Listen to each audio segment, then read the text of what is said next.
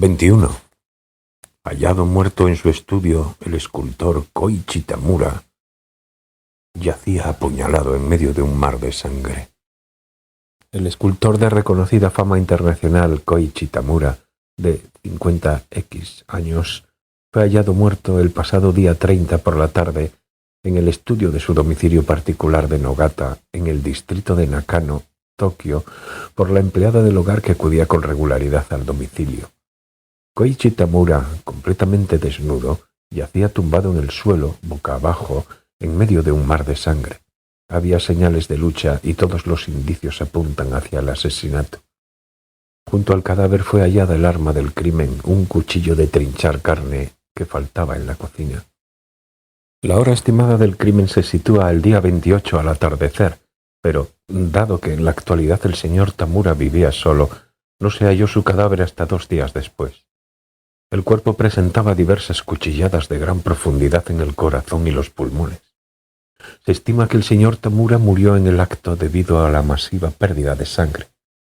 También presentaba fractura múltiple de costillas, lo que hace suponer que las cuchilladas le fueron asestadas con gran violencia. Hasta el momento la policía no ha efectuado declaración alguna sobre el posible hallazgo de huellas dactilares u objetos olvidados en el lugar del crimen. No parece haber testigos oculares. El interior de la casa no presentaba señales de haber sido revuelta. Tampoco hubo sustracción de objetos de valor. Incluso se halló la cartera junto al cadáver. De hecho, todos los indicios apuntan a un móvil de agresión personal. El domicilio del señor Tamura se encuentra en una tranquila zona residencial del distrito de Nakano, pero nadie oyó nada a la hora del crimen. Los vecinos no pudieron ocultar su sorpresa al conocer el suceso. Al parecer, el señor Tamura llevaba una vida solitaria y se relacionaba poco con sus vecinos. Nadie se percató de que sucediera algo anormal. El señor Tamura vivía con su hijo primogénito de 15 años, quien, sin embargo, y según declaraciones de la empleada del hogar, había desaparecido 10 días antes de los hechos. Tampoco asistió a las clases de secundaria que cursa durante ese mismo periodo de tiempo. La policía intenta ahora localizar su paradero. Aparte de la vivienda, el señor Tamura poseía una oficina-taller en Musashino y, según las declaraciones de su secretaria, el señor Tamura estuvo trabajando en el taller hasta el día anterior al asesinato. El día del suceso, la secretaria intentó ponerse en contacto con él por un asunto urgente y le llamó en varias ocasiones a su domicilio, pero el contestador automático estuvo conectado todo el día. El señor Tamura nació el 2º año de Showa, en Kokubunji, Tokio. Ingresó en el departamento de escultura de la Facultad de Arte de Tokio. Ya desde su época de estudiante, lo personal e innovador de su trabajo llamó la atención dentro del mundo de la escultura. El tema recurrente de su obra es la materialización del mundo del subconsciente. La originalidad de su estilo, que superaba las concepciones habidas hasta aquel momento en el mundo de la escultura, le hizo acreedor de fama internacional. La serie Laberinto, una obra a gran escala en la que aborda, a través de su libre imaginación, la inspiración y belleza que poseen las formas del laberinto, posiblemente sea la más conocida por el gran público. En la actualidad, el señor Tamura era profesor invitado en la Universidad de Bellas Artes de X y, hace 2 años, con motivo de la exposición de sus obras en el Museo de Arte Moderno de Nueva York... Dejo de leer aquí. En la página del periódico aparece una fotografía del portal de casa. También hay otra fotografía de mi padre, de cuando era más joven. Ambas confieren una impresión funesta a la página. Doblo el periódico en 4 y lo deposito sobre la mesa. Sentado en la cama, sin decir nada, me presiono los oídos con la punta de los dedos. Un zumbido sordo, de frecuencia constante, atraviesa mis tímpanos. Sacudo la cabeza varias veces, pero no puedo ahuyentar el zumbido. Estoy en mi habitación. Son alrededor de las 7 de la tarde. Oshima y yo acabamos de cerrar la biblioteca. Hace poco que la señora Saeki ha regresado a su casa envuelta en el ronroneo del motor de su Volkswagen. Dentro de la biblioteca solo quedamos Oshima y yo, y este irritante zumbido que continúa resonando en mis oídos. Es el periódico de anteayer. El artículo salió cuando estabas en la montaña. En cuanto lo leí, pensé que ese tal Koichi Tamura podía ser tu padre. Eran tantas las coincidencias.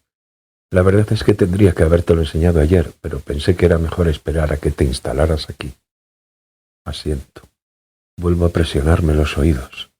Oshima se sienta en la silla giratoria frente al escritorio, cruza las piernas y mira hacia donde yo me encuentro.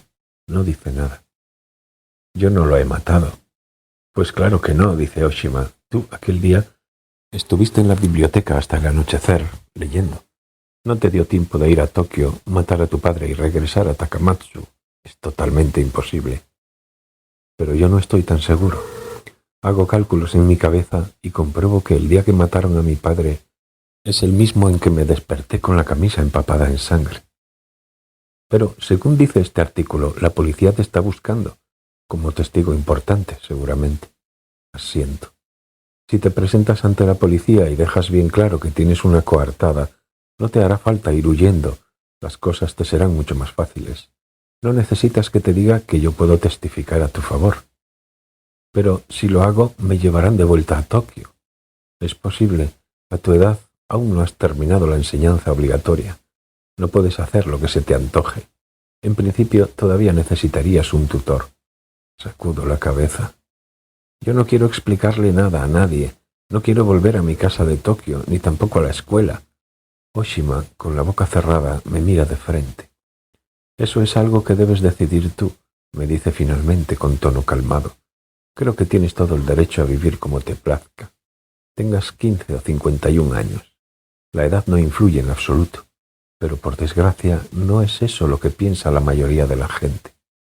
Y si ahora optas por la vía no quiero explicarle nada a nadie, dejadme en paz, no te quedará más remedio que ir siempre escondiéndote de la policía y de la sociedad. Y una vida así es muy dura. Solo tienes 15 años, te queda aún mucho por vivir. ¿No te importa? Permanezco en silencio. Oshima coge el periódico y lee otra vez el artículo. Según pone aquí, tú eres el único familiar que tenía tu padre. Están mi madre y mi hermana, pero se fueron de casa hace mucho tiempo y no sé dónde se encuentran. Y aunque lo supiera, dudo que acudieran al funeral. Entonces, si no estás tú, ahora que tu padre ha muerto, ¿quién se hará cargo de todo? Del funeral, de los trámites burocráticos. Tal como dice el periódico, en su taller tenía una secretaria. Ella puede hacerse cargo de todos los trámites burocráticos. Sabe cómo están los asuntos de mi padre, bastará con dejarlo todo en sus manos. No tengo intención de heredar nada, que hagan lo que quieran con la casa y con el dinero de mi padre. La única herencia que me ha dejado mi padre son sus genes, pienso.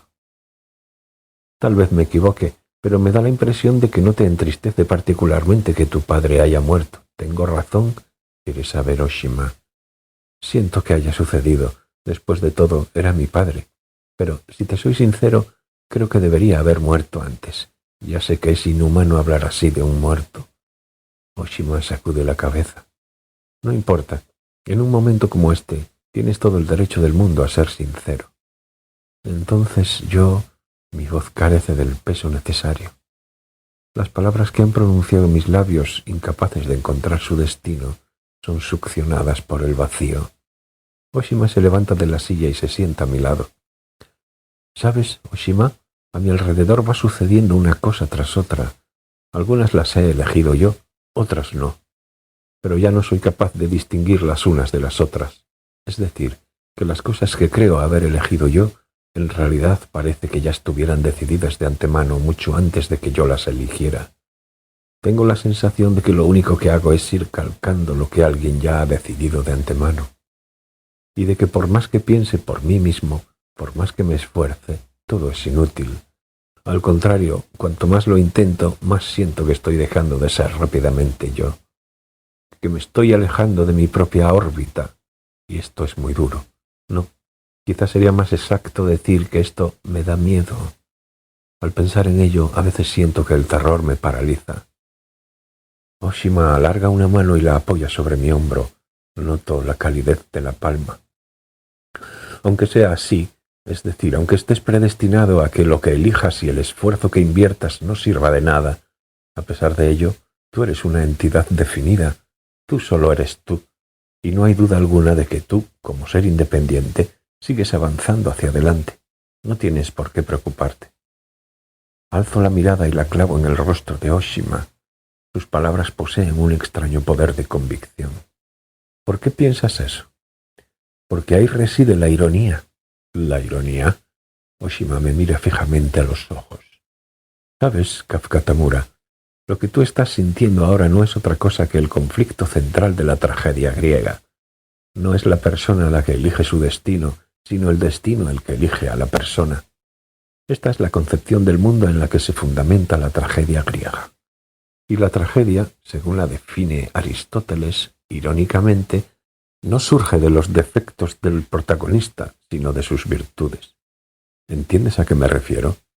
Son las cualidades, no los defectos, las que arrastran al hombre a la tragedia. Edipo Rey, de Sófocles, es un ejemplo remarcable de ello. En el caso de Edipo, no son la indolencia y la estupidez las que originan la tragedia, sino su valentía y su honestidad. Y de ahí nace, inevitablemente, la ironía. Pero no se puede hacer nada. Depende, dice Oshima. Hay casos en los que no puede hacerse nada. Pero, a pesar de ello, la ironía hace más profundo al hombre, lo obliga a crecer. Y se convierte en una puerta de acceso a una solución de una dimensión mayor. Y en ella puedes encontrar una esperanza universal. Esta es la razón por la que hoy en día tanta gente sigue leyendo la tragedia griega, por la que la tragedia se ha constituido en uno de los prototipos del arte. Y antes ya he comentado esto, pero en la vida todo es una metáfora. En realidad nadie va matando a su padre ni acostándose con su madre, ¿no te parece? En resumen, nosotros aceptamos la ironía a través de un mecanismo que se llama metáfora, y esto nos convierte a nosotros en hombres más sabios. Permanezco en silencio. Estoy sumido en mis propios pensamientos. ¿Quién sabía que venías a Takamatsu?, me pregunta Oshima. Sacudo la cabeza. Lo decidí yo solo y vine solo. No se lo dije a nadie. No creo que nadie lo supiera.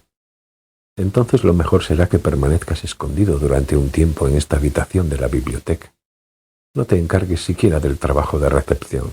No creo que la policía consiga dar contigo. Y si las cosas se complicaran, podrías volver a adentrarte en las montañas de Kochi. Miro a Oshima a la cara y digo, si no te hubiera conocido, seguro que me sentiría completamente perdido. No tengo a nadie en esta ciudad, nadie que pueda ayudarme. Oshima sonríe, aparta la mano de mi hombro y se queda contemplándola. No, seguro que no. Si no me hubieras conocido a mí, habrías encontrado otro camino. No sabría decirte por qué, pero tú me induces a pensar así. Luego, Oshima se levanta y coge otro periódico de encima de la mesa. Por cierto, el día antes salió esta otra noticia en el periódico. Es un artículo pequeño, pero me he acordado de él porque es muy interesante. Tal vez sea una simple coincidencia, pero esto también ocurrió cerca de tu casa. Y me entrega el periódico. Cae una lluvia de peces del cielo. 2000 sardinas y caballas caen sobre un barrio comercial del distrito de Nakano. Alrededor de las 6 de la tarde del pasado día 29, cayó del cielo una lluvia de sardinas y caballas sobre un barrio comercial del X-Chom de Nogata, en el distrito de Nakano, que sorprendió a sus habitantes. 2 amas de casa que realizaban la compra en el barrio comercial resultaron levemente heridas al golpearlas los peces en el rostro, pero no cabe lamentar daños de consideración. En aquel momento el cielo estaba despejado, apenas había nubes, tampoco soplaba el viento.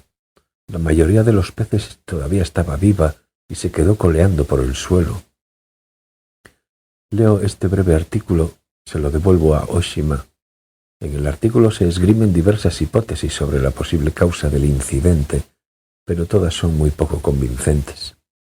Las líneas de la investigación policial apuntan al robo de pescado o a una gamberrada. El Centro de Meteorología afirma que no había ninguna condición atmosférica especial para que llovieran peces del cielo. El portavoz del Ministerio de Agricultura, Silvicultura y Pesca todavía no se ha pronunciado. ¿Se te ocurre alguna idea de lo que pudo haber sucedido?, me pregunta Oshima. Sacudo la cabeza. No tengo la menor idea. Al día siguiente de que asesinaran a tu padre caen del cielo 2000 sardinas y caballas justo al lado de tu casa. Debe de ser una coincidencia, supongo. Probablemente. Y en el periódico hay otro artículo que dice que ese mismo día, a altas horas de la noche, cayó una lluvia de sanguijuelas en la autopista Tomei, en el área de servicio de Fujigawa. Sucedió en una zona muy localizada y provocó una serie de pequeñas colisiones entre vehículos. Por lo visto, eran sanguijuelas muy grandes. Nadie se explica cómo pudo caer del cielo una legión de sanguijuelas. Apenas soplaba el viento. Era una noche despejada. ¿Tampoco tienes alguna pista sobre esto? Sacudo la cabeza. Y antes de cerrar el periódico y doblarlo, dice Oshima, el hecho es que han sucedido varios incidentes que nadie se explica.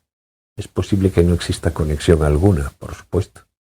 Es posible que sean puras coincidencias. Pero a mí, no sé por qué, hay algo que me preocupa, algo que no acaba de convencerme. Tal vez esto sea también una metáfora, digo. Quizá, pero ¿qué diablos de metáfora puede ser que caigan sardinas y caballas del cielo?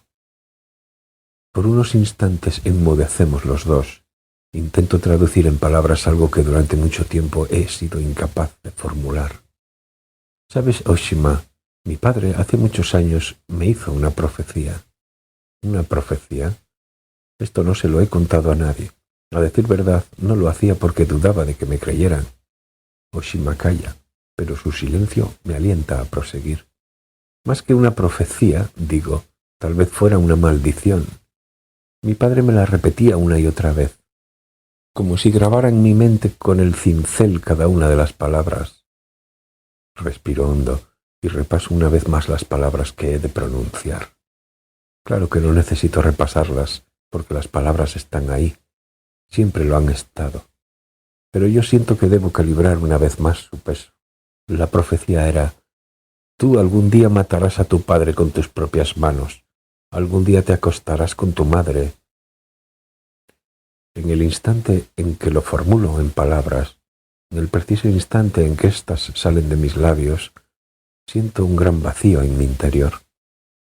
Y en este vacío imaginario mi corazón late con un sonido metálico y hueco. Oshima, sin alterar la expresión, se me queda mirando durante mucho tiempo. Que tú algún día matarías a tu padre con tus propias manos y que algún día te acostarías con tu madre. ¿Eso es lo que te dijo tu padre? Asiento varias veces. Es exactamente la misma profecía que le hicieron a Edipo. Claro que tú esto ya lo sabías, ¿verdad? Asiento de nuevo. Pero esto no es todo. Hay algo más. Tengo una hermana 6 años mayor que yo. Mi padre me dijo que algún día también me acostaría con ella. ¿Y tu padre te hizo a ti esta profecía? Sí, pero yo entonces aún estaba en primaria y no entendía a qué se refería exactamente con acostarse. No lo comprendí hasta unos años después. Oshima no dice nada. Mi padre también me dijo que, por mucho que lo intentara, jamás podría escapar a mi destino. Que la profecía estaba sepultada entre mis genes como un mecanismo de relojería y que nada de cuanto yo hiciera podía cambiarla. Yo mataría a mi padre y me acostaría con mi madre y con mi hermana. Oshima se sume de nuevo en un largo silencio. Parece estar analizando cada una de mis palabras, como si quisiera descubrir en ellas alguna clave.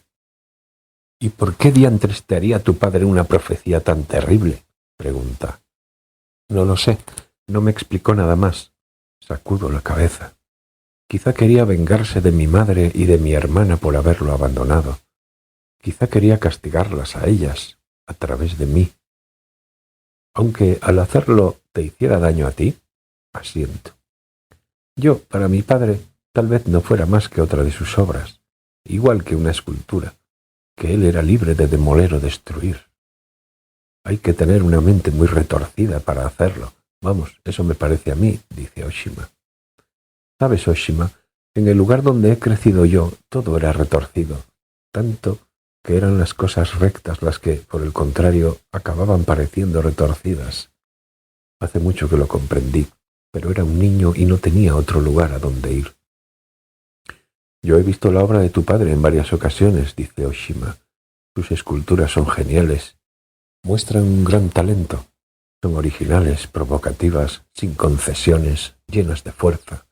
Lo que tu padre crea, sin duda, está lleno de autenticidad. Tal vez, pero, ¿sabes, Oshima?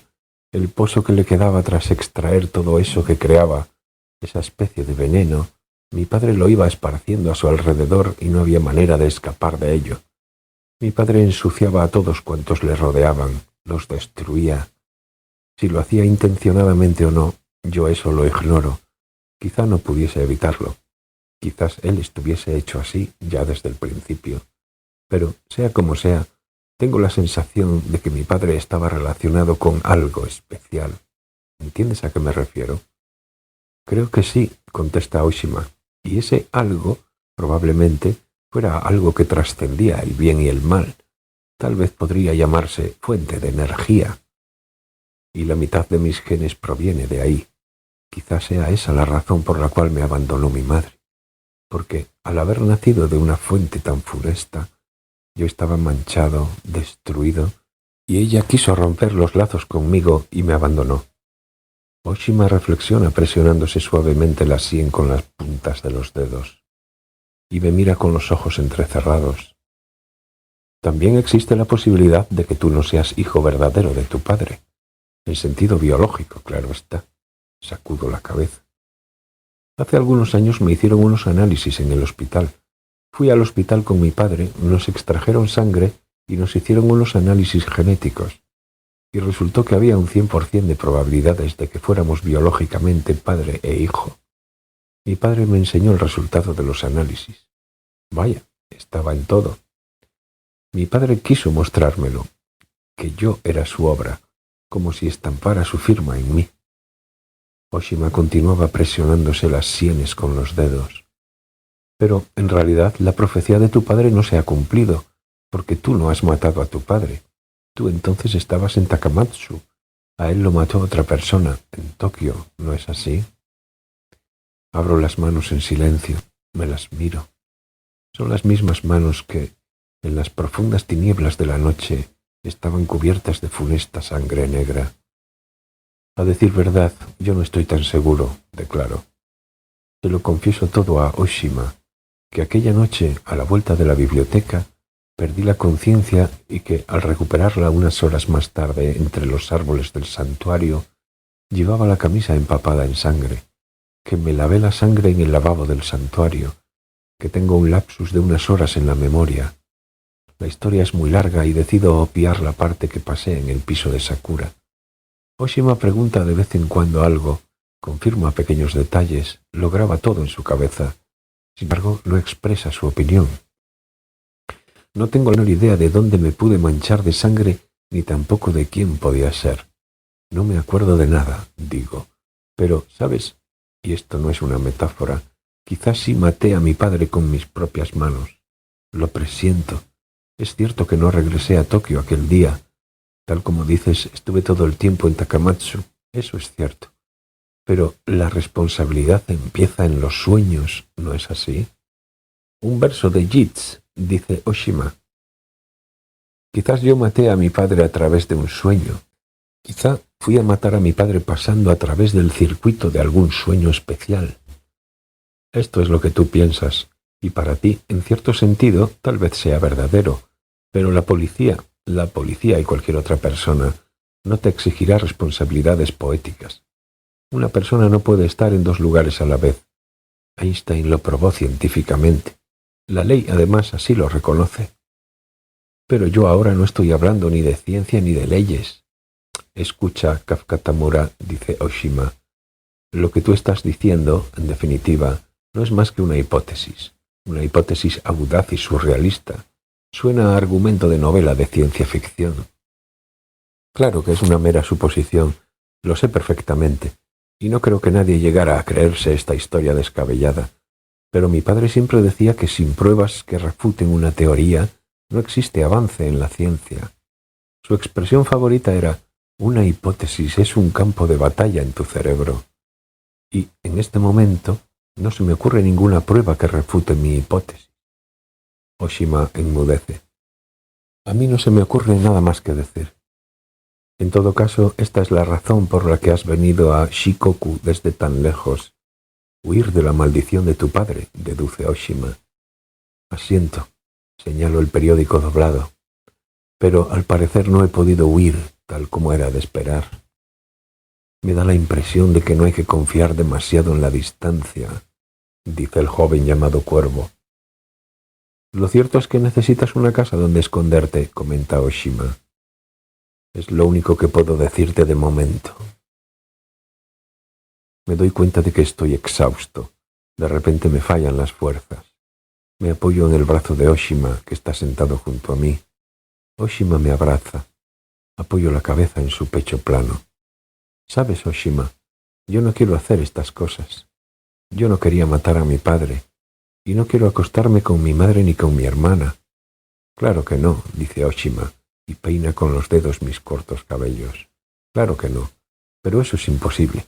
Ni siquiera en sueños, ni en metáforas, responde Oshima, ni en alegorías, ni en analogías. Si quieres, esta noche puedo quedarme aquí, contigo, propone Oshima un poco después. Yo puedo dormir en este sillón. Le digo que no, que prefiero estar solo. Oshima se echa hacia atrás el flequillo que le cae sobre la frente. Tras dudar unos instantes dice: «Ya sé que soy una asexuada tarada mujer gay y, si esto te molesta...» «¿Pero qué dices?», exclamo. «En absoluto. Solo que esta noche quiero estar solo y reflexionar, porque me han sucedido muchas cosas de golpe. Solo es eso». Oshima apunta un número de teléfono en la hoja de un blog. «Si por la noche te entran ganas de hablar con alguien, llámame. Déjate de cumplidos. Tengo el sueño muy ligero». Le doy las gracias. Aquella noche yo vi un espectro.